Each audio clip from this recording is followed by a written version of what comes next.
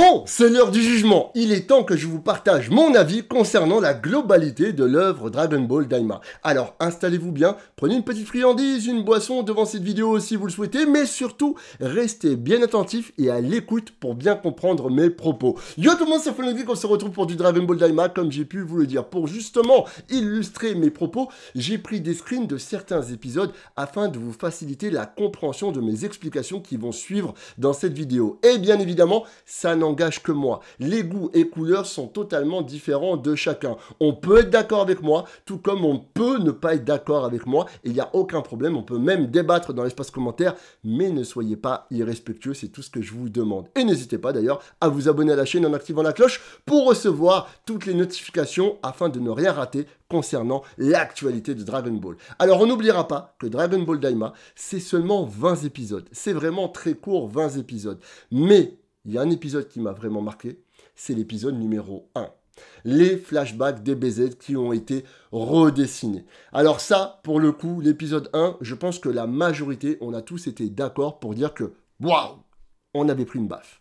Pourquoi? Parce qu'on avait respecté les cases manga de Akira Toriyama et on avait mis une animation de dingue, avec un caractère design de dingue concernant les personnages. Et c'est ça qu'on demande pour l'avenir de la licence. On souhaiterait un remake avec les OST originales, et également les bruitages de l'époque. Et là, pour le coup, très bon point de Dragon Ball Daima, on a eu les anciens bruitages de l'animé DBZ qui sont revenus. Et ça, c'est un très très bon point. Et on veut que ça continue comme ça pour la suite de la licence, si jamais, eh bien, il y a d'autres épisodes qui feraient leur apparition ou des films ou quoi. Donc là, évidemment, quand tu vois, eh bien, du flashback DBZ comme ça, les gars, franchement, on prend une baffe. Le Majin Vegeta, sublime, mais également le Goku Super Saiyan 2 qui affronte le Majin Vegeta, là, on prend une claque. Je pense qu'on est tous d'accord là-dessus, ou du moins, la majorité, on est d'accord pour dire que ça, c'était magnifique, et ils ont été très forts. Dès le premier épisode, boum, on a mordu à l'hameçon. Ils savent faire. Tu nous parles de l'arc Majin Buu, tu nous refais des dessins au goût du jour, et là, tu vois, bah tu croques dedans, et ça y est, ils t'ont attrapé. Voilà. Sauf qu'après, bah, c'est pas tout à fait la même limonade. Hein. Après, c'est un peu autre chose. Après, voilà. On a ça. Bon, je trouve pas ça super propre au niveau du chara-design, mais ça n'engage que moi. Mais en revanche, là, déjà, on peut le dire, ça faisait plaisir de revoir toute la team de Goku et ses amis. Ça fait kiffer. Voilà. Mais par contre, il y a un truc qui fait pas kiffer. Bah, c'est qui, lui? Gohan. T'es mal à la tête. Déjà, rien que là, tu te dis, c'est quoi ça? C'est quoi cette tête qu'ils lui ont fait à Gohan? Avec ce corps tout maigrichon et tout, un tout petit peu plus musclé, mais voilà. Mais il est où Gohan dans Dragon Ball Daima? On t'a mis Gohan ici, mais en fait, c'est une clim. Voilà, donc Gohan, c'est une clim, les amis, inconnu au bataillon dans Dragon Ball Daima. Alors certes, il est devenu scientifique, voilà, il a fait ses études, etc. Ok, mais vas-y, on aurait pu le mettre un petit peu, tu vois. Même s'il se tape pas, juste nous le montrer un petit peu. Tu vois, pour nous, les fans, pour qu'on se dise, bon, ok, on l'a vu, il est là, on a compris, lui, il est en mode scientifique, il veut pas prendre part à la bagarre, il n'y a pas de souci. Mais, je sais pas, au moins nous le montrer, on l'a même pas vu une seule fois, hormis ici. Voilà. Donc ensuite, on a Goku et ses amis qui redeviennent en taille mini, voilà, qui deviennent mini. C'est comme ça qu'ils l'ont appelé, Goku mini, Vegeta mini, etc. Donc tu vois Mr. Satan, Yamcha, Popo que j'ai trouvé super mignon, Muten Roshi, même Majin Buu, Kibito, voilà, le père de Chichi, tout ça. Moi j'ai trouvé ça vraiment sympa. Même le petit Krillin, tu vois, le petit Krillin, ça fait quelque chose de le revoir petit, tu vois. Et après Et après les amis, on les a pas revus, eux. Après le premier épisode, deuxième épisode, ou voilà, on les a pas revus. On n'a ni revu Mr. Satan en mini comme ça, on n'a ni revu Muten Roshi. Tu vois, Dragon Ball Daima a voulu faire des blagues, ok? Ils ont voulu aller dans l'humour, voilà, l'humour de Akira Toriyama, j'ai aucun problème avec ça. Bah moi, pour le coup, tu voulais faire de l'humour. Fallait zapper, gommer des fois les blagues du pipi caca prout de Goku. Hein. Oh, j'ai fait un prout, ça sent mauvais, on s'en fout. J'aurais préféré que dans ce cas-là, tu nous montres un petit peu ce qui se passe également sur Terre, avec Muten Roshi. Il a récupéré une apparence de jeune, J'aurais bien voulu le voir dans les rues qui essaye de draguer des gonzesses. Ça aurait été marrant, tu vois. Genre Muten Roshi qui est confiant parce que là, tu vois, il est plus vraiment vieux, etc. Je sais pas, dites-moi ce que vous en pensez. Je trouve que ça aurait eu une touche d'humour sympathique quand tu connais le personnage. Voilà. Ou même Mr. Satan se dire, ouais, ça y est, j'ai retrouvé de la vivacité, je suis jeune, etc. C'est moi le champion du monde, machin. Tu vois, ça aurait été sympa. Voilà. Bon, bref, voilà. Ça, c'est juste petite parenthèse. Donc, c'est cool de revoir toute la team, en fait, Goku et ses amis. Mais par contre, c'est dommage qu'on ne les a pas assez exploités. Alors, maintenant, Goma, l'antagoniste final, accompagné de Neva. On n'oublie pas, Goma a fait appel à Neva pour ramener les Dragon Ball afin que Goku et ses amis aient une taille d'enfant, pour qu'ils puissent perdre leur pouvoir, qu'ils soient inoffensifs au cas où si l'idée leur viendrait de s'attaquer au royaume des démons. Il fait appel à Neva il ramène les Dragon Ball, super intrigue, hein. Tu te dis waouh, Goma, purée, il me fait penser un peu à Pilaf, très colérique dans son comportement. Neva, c'est quoi ce Namek de ouf? Il a l'air d'avoir un pouvoir de dingue. Il ramène les Dragon Ball direct à lui. Hop, il fait le vœu. Tous nos héros deviennent taille mini. Et basta, on n'en sait pas plus. Intrigue de zinzin. T'as envie d'en savoir plus. Tu dis, waouh, Neva, ça n'a pas l'air d'être un rigolo. Est-ce qu'il est maléfique? Il vient d'où ce Namek? Goma, pareil, tu te dis, bon, bah lui, tu le prends à la rigolade. Et en fait, non, rien à voir. Neva ne sera pas l'antagoniste final, et finalement c'est Goma qui sera l'antagoniste final. Vous vous rendez compte comment on a inversé la situation? Moi je m'attendais absolument pas à ce que le roi Goma soit l'antagoniste final. Et je m'attendais à ce que Neva soit un personnage vraiment maléfique qui cachait son jeu, qui voulait entourlouper la Team Z. Et en fait non, pas du tout. Il a fait copain-copain avec. Donc là, au début c'était bien. Voilà, c'est pour ça qu'il faut bien comprendre mes propos. Comment ils ont amené l'intrigue, purée, t'avais envie d'en savoir beaucoup plus. J'avais envie d'en savoir beaucoup plus concernant les personnages. Et plus on avançait, plus tu disais, mais c'est quoi en fait la profondeur de l'écriture de chaque personnage là? Parce que là, c'était la clim. Donc là, pour le coup, Neva, climax. J'ai pas bien capté. Voilà. Bon, bref. Ensuite, du coup, ils finissent dans le royaume des démons. Donc c'est bien, Goku part à l'aventure avec Kaioshin, etc. Ils font la rencontre de Glorio. Glorio, pareil, personnage très mystérieux. Moi, j'ai trouvé ça sympathique, tu vois. Je trouvais que ce personnage, il avait du flow. Il me faisait penser à une fusion de plusieurs personnages dans l'univers de Akira Toriyama. Je dis bien univers, Dragon Quest, Sandland, etc. Ce personnage de Glorio me fait penser à la fois à du Sandland, avec son gun, il me fait penser un peu à du C-17, voilà, puis bah forcément son chara-design qui nous fait penser à du Xenoverse, hein, Towa, Mira, vous connaissez, tu vois, donc c'était bien, j'aimais bien ce côté un peu fusion de tout ce qui avait pu fonctionner, même si ça fait un peu fan service, c'est pas grave, du moment que le perso, il est classe, qu'il a un peu de badassitude, j'aime bien, surtout son caractère, son comportement, serein, sérieux, il fait pas trop de rigole, il fait pas du tout de blagues, hein, d'ailleurs, c'est un personnage vraiment sérieux. Aux côtés de Goku, qui lui, fait un peu des blagues et tout ça, je trouvais ça sympa. Comme ça, on avait plusieurs contrastes, tu vois. Pareil, Kaioshin, c'est bien, parce que du coup, Kaioshin, il était là, aux côtés de Goku, pour qu'on en sache un peu plus sur lui. Et d'ailleurs, on a su que son prénom, c'était Narade, ok, c'est un Glind qui naît dans les arbres, qu'il a un frère, des Gesu, etc. Ok, très bien, et après quelle finalité? On sait tout ça, très bien. On a un curriculum vitae. De Naare, ok, très bien. Kaioshin, ok. Il est né dans un arbre, très bien. C'est un Glind, ok. On en apprend beaucoup plus sur lui et ses origines, très bien. Mais à quel but? Pour quel but, justement? Il faut ramener, quand tu balances autant d'informations, il faut que derrière, on sache c'est pour nous amener où? Pas de finalité.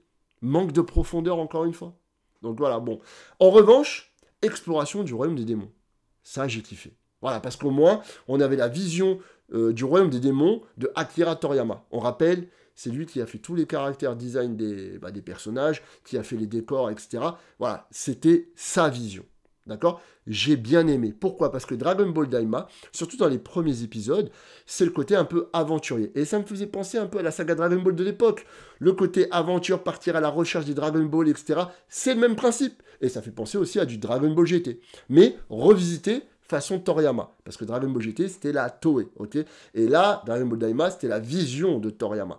Donc, le côté action RPG avec un petit mélange de Dragon Quest, je trouve ça sympa. explorer le royaume des démons, tout ça, surtout que les décors sont vraiment magnifiques. Et on se rend compte que dans ce royaume, il y a 3 mondes différents. Et ça, pour le coup, c'était intéressant. Glorio, très mystérieux. Et tu te dis, waouh, lui, ça a l'air d'être un traître. Et effectivement, on s'aperçoit que, il fait du copinage avec Arinsu. Et qu'il est là pour, finalement, dérober les Dragon Ball grâce à l'aide de la puissance de Goku et ses amis. Lui, son seul but, c'était de prendre les Dragon Ball et les remettre à Arinsu. Et finalement, il a fait le traître en face de Arinsu. Donc, c'est pas... Moi, ça me dérange pas qu'il ait trahi Arinsu. C'est pas ce qui me dérange. En soi, même, je m'y attendais un petit peu, tu vois. Qu'il se soit lié d'amitié avec Goku, c'est très bien, c'est ce qu'il fallait. Pourquoi ? Goku, ça fonctionne comme ça. Et ça, c'est une valeur de Dragon Ball, indéniable. Goku, c'est, si tu peux être, ne serait-ce que un poil maléfique, tu traînes avec Goku, il va te rendre meilleur. Là, ça a été le cas avec Glorio. C'était le cas, de toute façon, avec Piccolo, avec Vegeta. Il y a toujours eu, en fait, une once de bonté de Goku envers les gens. N'importe quelle origine, n'importe quelle race, que ce soit Namek, Terrien, peu importe. Tu traînes avec Goku, tu deviens meilleur. C'est comme une faculté, comme un don qu'il a Goku. Donc ça fonctionne bien. Ça ne me dérange pas. Ensuite, il a trahi Arinsu, etc. Mais, encore une fois, la profondeur. Quelle est la suite pour Glorio après Dragon Ball Daima? Voilà. C'est ça le problème. Il est là le problème. Arinsu, pareil. Donc du coup, on parlait justement de Glorio qui a trahi Arinsu. Arinsu, dites-vous bien, on a même vu un flashback de elle qui est partie sur Terre, prendre un échantillonnage, etc., se renseigner sur du Majin Buu. Elle a également des trucs, des Saibaman. Bref, tu sens que la nana, elle en a dans le crâne. Tu vois, genre, elle est en mode scientifique, elle en a dans le crâne, elle est très intelligente, très intrigante également, cara design vraiment sympathique. Et au final... Vous voyez, en fait, tout ça, dans les premiers épisodes de Dragon Ball Daima, je kiffais, je mangeais. Waouh, incroyable. Beaucoup d'intrigues, etc. Tac, tac, tac, tac, tac. Et finalement, après, plus ça allait, plus ça s'est cassé la tronche. C'est ça, ça se cassait la tronche. Parce que je me rendais compte que plus on avançait, et on savait pertinemment qu'il n'y allait avoir que 20 épisodes, et plus on avançait, plus je me disais, mais attends, mais la finalité, en fait, ça manque de profondeur. Et c'est pour ça que je le disais à chaque review, je disais, mais ça manque de profondeur. L'écriture n'est pas là. On te balance des intrigues, on te fait une écriture d'un personnage, ça paraît intéressant, et au moment où tu veux croquer pour en savoir plus, hop, c'est fini. T'as fini ton repas. Tu t'en sauras pas plus. Ah, tu l'as un peu amer, hein. Tu l'as un peu amer. Elle va voir Marba. C'est pareil. Les amis, donc on apprend que Marba la sorcière, c'est elle, ok, très bien, qui avait créé Majin Buu, donc le Buu originel, Kid Buu, très intéressant. Parce que Kid Buu, attention, était terrifiant. C'était la terreur, c'était le mal incarné. Voilà, le gars, c'est la terreur, il est terrifiant, Kid Buu. Il avait une puissance de dingue. Donc tu sais que c'est cette dame qui l'a créé, ok. Donc on en apprend un petit peu plus, comme quoi finalement c'était pas Bibidi, le père de Babidi, etc., mais que c'était bel et bien elle qui l'avait créé. Arinsu qui en a dans le pois chiche, tu vois, elle en a dans le crâne, donc voilà. J'aimais bien ce côté un peu fusionnel de Arinsu et Marba, en mode Arinsu, elle a quand même le dessus sur elle, elle lui dit tu me fais ci, tu fais ça, tac tac, elle crée des Majin, etc. Très bien, une fois qu'on a appris ça, quelle est la finalité? Moi je m'attendais, est-ce qu'elle recrée un espèce de Kid Buu complètement starbé avec une puissance de dingue? Parce que au final, et je pense que, dites-le moi dans l'espace commentaire, moi je me disais, ok, très bien, Goku et ses amis sont dans le royaume des démons. On se rend compte que Goku, il roule clairement, easy, sur même la gendarmerie du royaume des démons et tout, c'est trop facile pour lui. Il est beaucoup trop puissant, malgré qu'il a son corps mini. Donc ça veut dire que, déjà, premièrement, le roi Goma, le mec qui s'est complètement foiré avec Neva, le fait de vouloir le mettre en taille mini pour réduire sa puissance. Même en réduisant sa puissance, il reste quand même au-dessus. Il est trop cheaté, en fait, pour ce royaume. Et moi, je me disais, bon, c'est pas grave. Un épisode, 2, 3, 4, 5, 6, 7. C'est pas grave. Il y a Marba, elle prépare la soupe, elle va te balancer un Kid Buu numéro 2, et là, ça va jongler. Et là, on va avoir des vrais bastons. Non. Que nini. Non, Majinku et Majindu. Alors Majinku, le mec, il a commencé à faire un combat contre un Tamagami. Et après, il s'est fait torcher. Ensuite, on a Majindu, beaucoup plus puissant, mais il a rien dans le crâne. Et puis finalement, c'est deux Majin qui sont pas super méchants. Les voici. Ben voilà, t'en as un en fait, il est demeuré, il fait que de bouffer. Quand il bouffe, hop, il a un gain de puissance, il frappe, mais il n'a pas d'endurance. On l'a vu à chaque fois qu'il est en train de se taper. Il tape, il frappe fort. Et après, il manque d'endurance, il a besoin de manger. Et merci à tous ceux qui follow la chaîne. Soyez les bienvenus, les amis. N'hésitez pas à vous abonner, comme j'ai pu vous le dire, en activant la cloche pour recevoir toutes les notifications. Donc voilà, en soi, et à côté, on a Majinku, qui lui, par contre, est très intelligent. Très, très intelligent.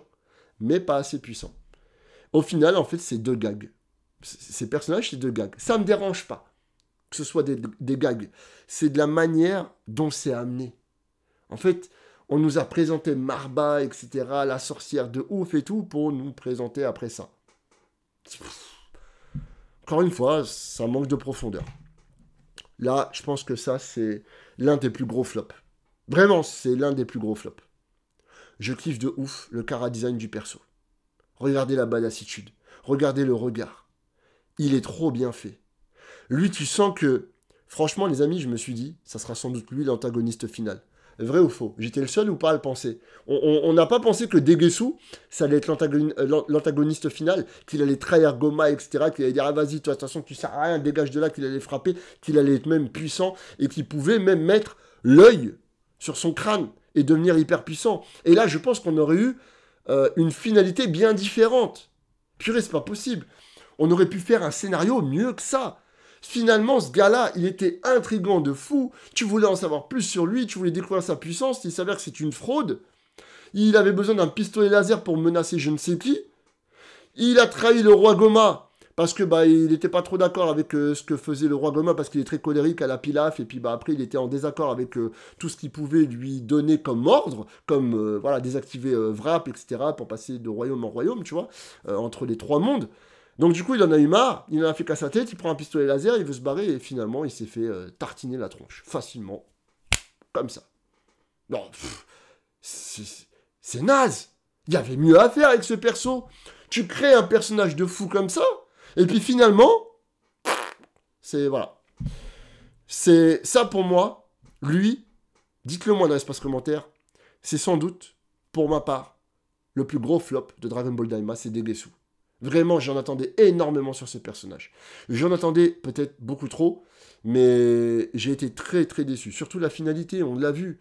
Le mec, à la fin, ils le font réapparaître, hop, il se fait attacher avec le roi Goma, pseudo Mafuba de Wish. Allez, t'es enfermé avec Goma. Allez, à la niche. Oh.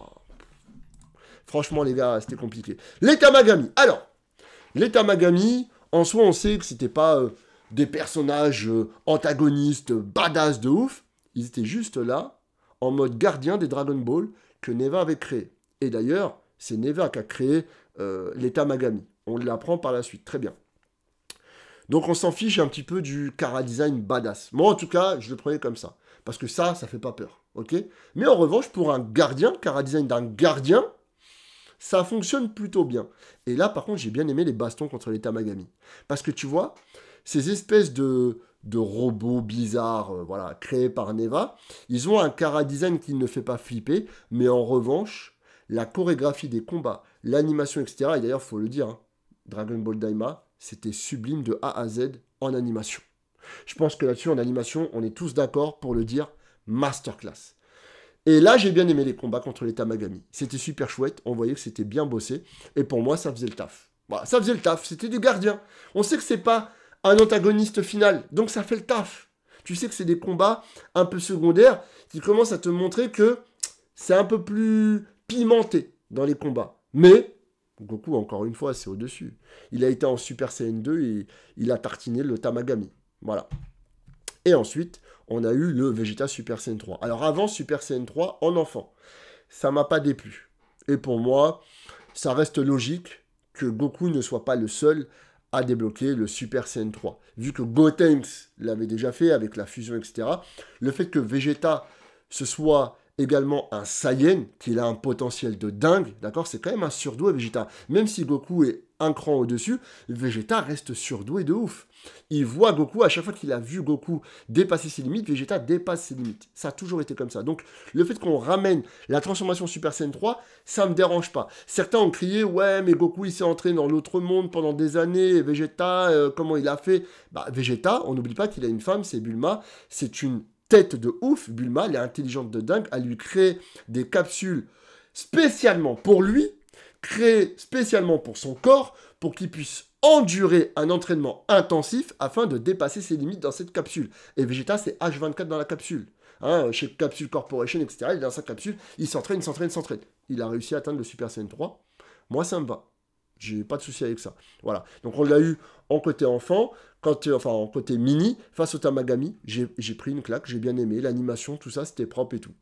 Le côté mini, d'ailleurs, faut le dire, pour moi, j'avais eu du mal à digérer cette pilule. Quand on avait vu le premier trailer, le fait de voir que Goku et ses amis allaient être en mode enfantin, j'ai soufflé. Hein. Après, j'ai digéré.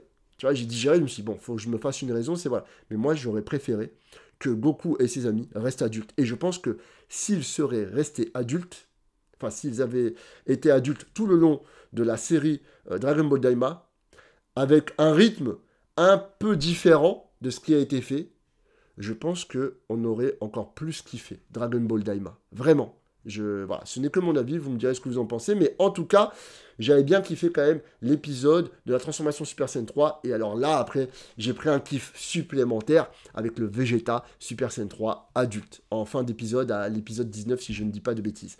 Goku Super Saiyan 3, pareil, j'ai bien kiffé le fait de revoir Goku Super Saiyan 3, etc., le petit côté badass, même comme ça, en mini, j'ai bien aimé. Et après, quand il est passé en adulte, épisode 19, je pense que cet épisode, il m'a mis une baffe. Takahashi a fait un travail de fou malade. Chara design de dingue, animation de dingue. Et on avait surtout, écoutez-moi bien, on avait surtout retrouvé le Goku arrogant, mais également sérieux de la fin de DBZ face à Majin Buu. Goku, il était sérieux après.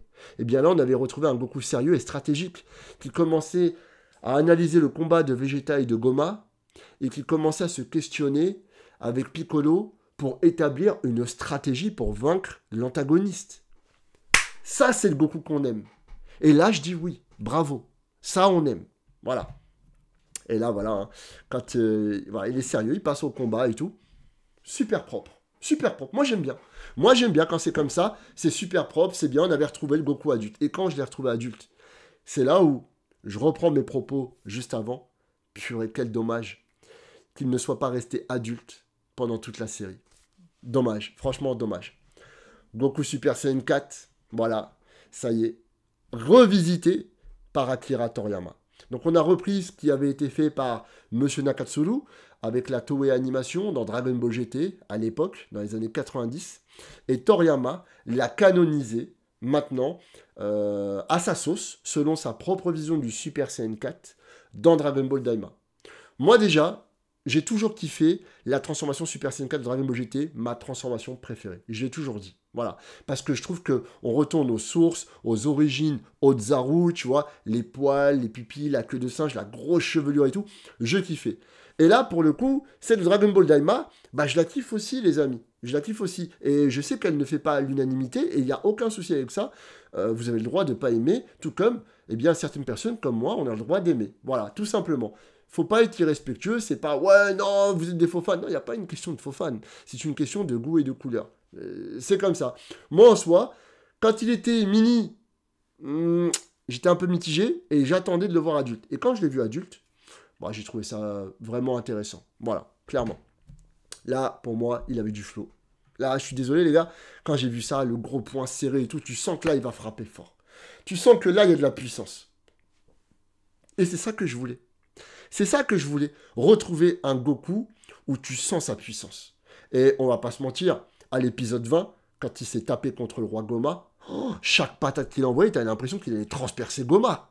Les patates de dingue qu'il envoyait, c'était fou. Et le Kamehameha de Zinzin, masterclass. Vraiment, l'épisode 20, c'est en deux parties. Première partie, je kiffe de ouf ce qui se passe. Et deuxième partie, après, dégringolade. Voilà.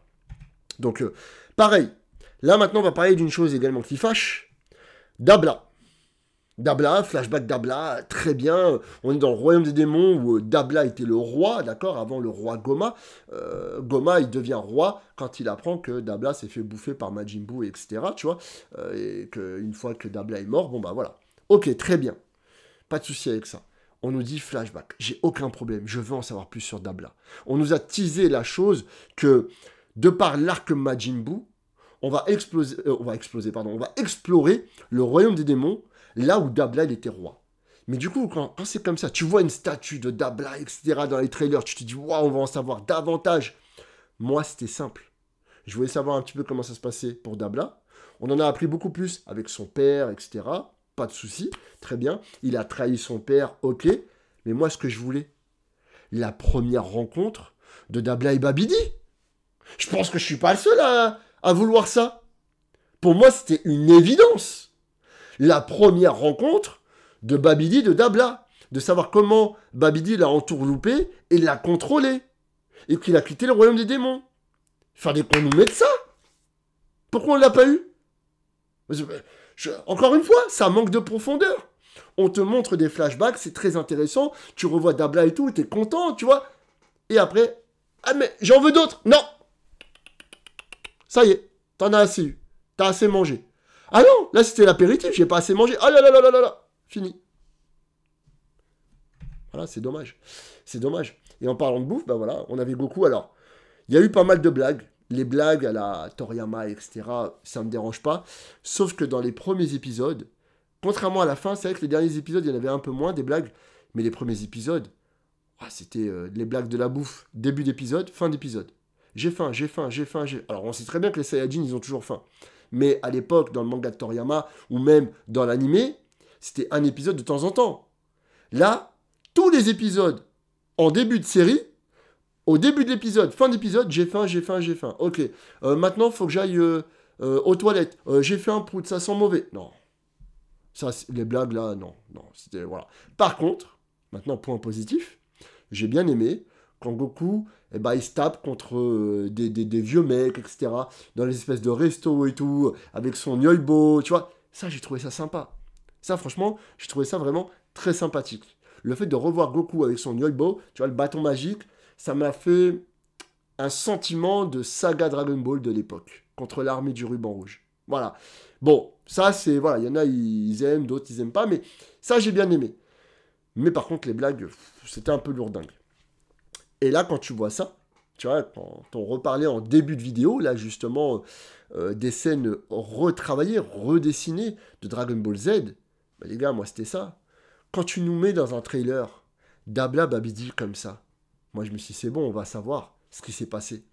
Babidi, il va venir, il va contrôler Dabla, on va en savoir plus. Et finalement, non. Comme j'ai pu vous le dire, on n'en savait pas plus. Donc voilà, les amis, hein, clairement, un peu ce que je pense de Dragon Ball Daima. Je vous ai dit vraiment mon ressenti, sans langue de bois, ce que j'ai aimé, ce que je n'ai pas aimé, etc. Globalement, la série, elle était intéressante. Écoutez bien, elle était intéressante et ça a été la dégringolade. Il est là le problème. C'est que en fait, on te ramenait des intrigues bien recherchées pour finalement qu'elles ne mènent à rien. On te fait une écriture, mais sans profondeur. On te ramène des personnages comme Dabla, etc., pour en savoir plus, et finalement tu restes sur ta faim. Il est là en fait le problème. Mais en revanche, superbe animation. Vraiment des transformations de Goku dans l'épisode 19 où là ça m'a vraiment marqué et que là j'ai vraiment ressenti la touche DBZ de l'époque, tu vois. Pareil dans l'épisode 1, je trouve magnifique, tu vois. Ça c'est sublime. Ça c'est sublime, tu vois. Donc il y a quand même des bonnes choses dans Dragon Ball Daima. Pour seulement 20 épisodes, il y a quand même des bonnes choses. Dites-vous bien, 20 épisodes. Si vous devez mettre une note sur 20, c'est soit tu as un épisode, tu lui mets 0, soit tu lui mets 1 point. Bah moi les amis, parfois je mets 0 et parfois je mets 1 point. Et je vais vous donner ma note. Elle peut paraître peut-être sévère, mais ou peut-être trop élevée pour certains. Mais moi, pour Dragon Ball Daima, je vais mettre un 13 sur 20. Je mettrai un 13 sur 20. Voilà. Je peux pas mettre 15, 16. Je sais qu'il y en a certains, ils vont dire ça. Je peux pas mettre non plus 9 ou 8. Parce que déjà, voilà, bah, je vais pas reciter tous les points, tu vois. Mais voilà, il y a quand même eu des bonnes choses. Et la note dégringole à cause des intrigues qui n'ont pas été jusqu'à leur finalité attendue. Voilà, tout simplement. On aurait mérité mieux. Voilà. Même la fin. La fin, bah voilà. Finalement, on sait que Goku, il avait bel et bien débloqué par lui-même le Super Saiyan 4 dans un entraînement après qu'il ait tué Majin Buu. Il a continué à s'entraîner, etc. Il a débloqué le Super Saiyan 4. Donc, c'est bien Neva qui lui a débridé cette transformation quand il était encore enfant, dans son corps mini. Mais en revanche, il l'avait bel et bien débloqué par ses propres moyens, via le fruit de son entraînement. Pareil pour Vegeta, il l'a débloqué tout seul. Donc, il y a des choses intéressantes. Par contre, les incohérences maintenant avec DBS, pour moi, je pense que je ferai une vidéo à part, mais DBS, les amis, ça va être gommé de la canonisation. Clairement, ça va être gommé de la canonisation, et je pense que ça va être laissé à Toyotaro. Voilà, ils vont donner cette licence à Toyotaro, et il pourra continuer Toyotaro dans une timeline justement différente. Voilà. Voilà les amis, concernant mon avis, sans langue de bois, Dragon Ball Daima, il y avait des bonnes choses. Les premiers épisodes et tout, c'était bien, et plus ça allait, plus ça dégringolait. Ensuite, ça a remonté un peu avec voilà, le Goku sérieux, stratégique, etc. qu'on connaissait, mais manque de profondeur. Vraiment, ce que je retiens de Dragon Ball Daima, pour résumer, manque de profondeur. Des belles choses, mais manque de profondeur. N'hésitez pas à réagir dans l'espace commentaire, avec respect, comme j'ai pu vous le dire. Max de pouces bleus, partagez cette vidéo et abonnez-vous à la chaîne YouTube si ce n'est toujours pas fait. On se retrouve très vite et n'oubliez pas, la passion passe après les priorités. Ciao! Eh les gars, faut s'abonner à la chaîne de Sofiane le Geek, ça a l'air super. Yeah.